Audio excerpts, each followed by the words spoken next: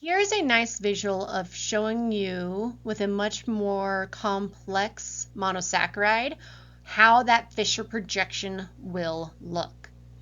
In this first structure, we can see the zigzag that our carbon chain would naturally take based off maximizing the distance between the electron clouds of each of those atoms. However, with our understanding of how monosaccharides come together and the fact that they will form a ring, which we'll discuss in another video, we understand that that carbon backbone actually needs to be going in the same direction. So at every chiral carbon, each carbon that it's connected to is going behind it. And that's going to keep repeating for each chiral carbon present until you hit an achiral carbon, or that terminal carbon. Because we know that all those carbons are going to go behind each other, it creates that curved shape. So in order to visualize this on an easier scale, like we like to do, that is where those dashes and wedges have to come in, but we don't want to have to draw the dashes and wedges, so we draw the crosshairs. Remember, at every crosshair, we have a chiral carbon. So here we would have a total of 4 chiral centers.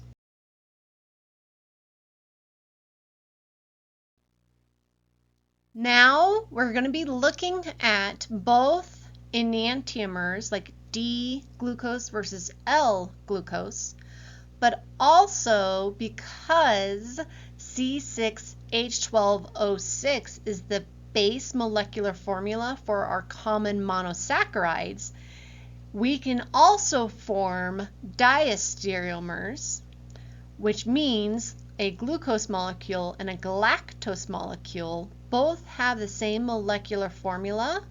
They both have the same number of chiral centers, but there's going to be a difference where they're no longer a mirror image. So the definition of a diastereomer, again, it is non-superimposable.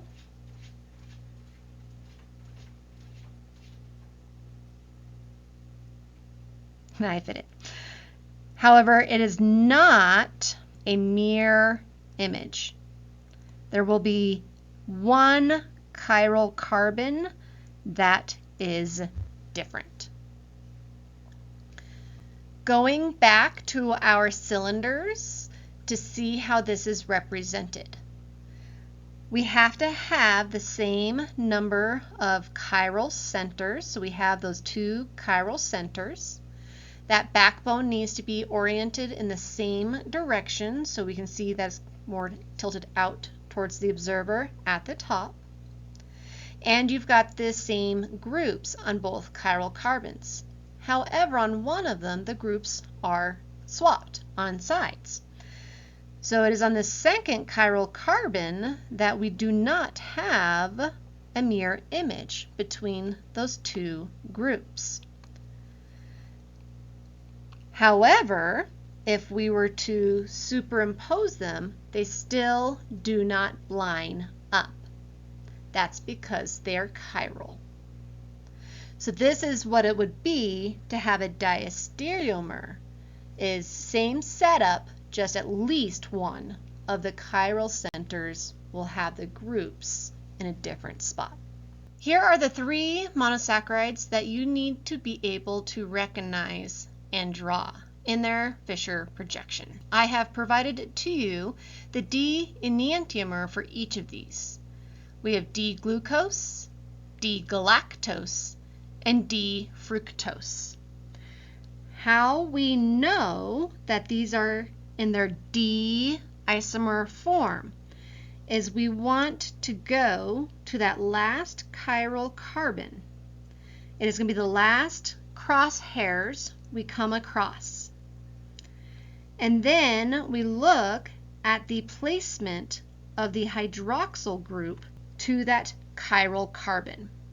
Because these are each on the right-hand side, they would be that D isomer. Looking at classifying each of these monosaccharides, starting with our glucose. When we are classifying, we want to determine the carbonyl group present. Glucose and galactose both have those aldehydes. Therefore, they are an aldose sugar. Whereas fructose has that ketone carbonyl at carbon number 2. Therefore, it is a ketose. Our next classification is we need to know how many carbons there are. In each of these, because their molecular formula is C6H12O6, they each should have 6 carbons.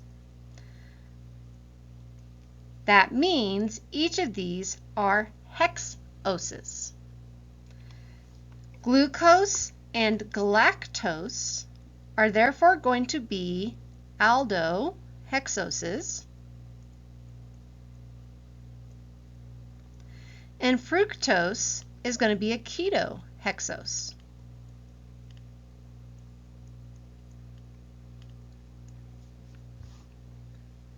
So now that we can see that these are isomers of each other, we can also classify the type of isomer they are to each other.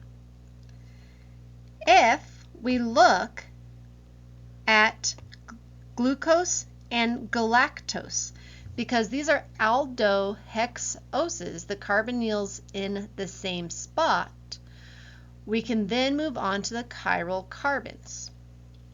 With these chiral carbons, we can see that on carbon 2, the OH are on the same side of each other. So they're not the mirror image. On carbon 3, the OH and H are on the same side, so not a mirror image. Carbon 4 has the H and OH facing each other, so there is our mirror image, which is what allows them to have that optical isomer. And then lastly, we have our 5th carbon that has the H and OH on the same side. So it is carbon number 4, or the 3rd chiral center, that creates a mirror image.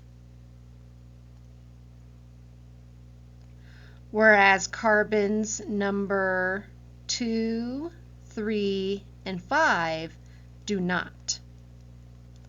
Because at these other 3 centers, because they do not make a mirror image, that means D-glucose and D-galactose are diastereomers.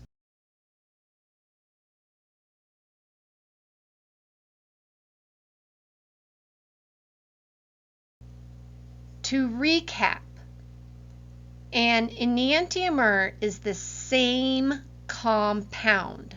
The only difference is the placement of on the hydroxyl group on the last chiral carbon. Therefore, glucose is an enantiomer between this D and L configuration. Galactose can also be an enantiomer of itself with its D or L. So to be a diastereomer, they have to be different. So they still have the same number of chiral centers, 4, but at least one of them is different. Here we have 3 that are different, which makes them not mirror images, but also not superimposable. Because fructose is a ketone or a ketose, it's a completely different structure. It has a different number of chiral carbons. It has the same molecular formula, but different bonding pattern. That means fructose is a constitutional isomer of glucose or galactose.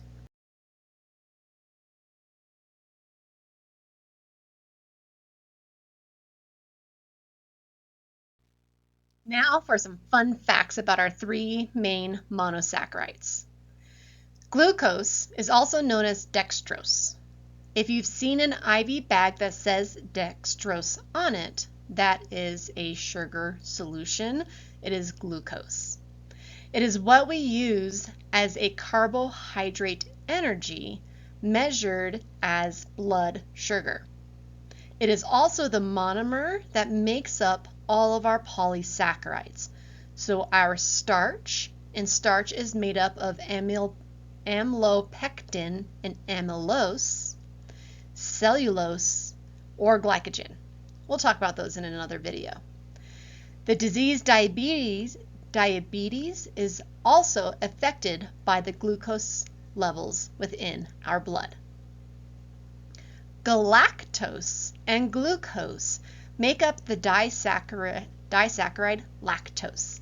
Lactose is found in our milk products, milk, cheese, yogurt. If you tend to be intolerant to lactose, it's typically because you are missing the enzyme that breaks the bond between the galactose and glucose monomers. Individuals can have galactosemia, which means they lack the enzyme needed to metabolize galactose, therefore break galactose down into smaller parts that we'll see when we go through glycolysis. So essentially they can't really digest it. The effects of this process or buildup of galactose in our body can lead to cataracts, cirrhosis, and or mental retardation. Lastly, fructose. Fructose and glucose make up the disaccharide sucrose. Sucrose is what we see in table sugar. Fructose is found in honey, which is why honey is incredibly sweet, and it is sweeter than glucose or sucrose together. I'm not going to test you on these facts, but they're just fun to know.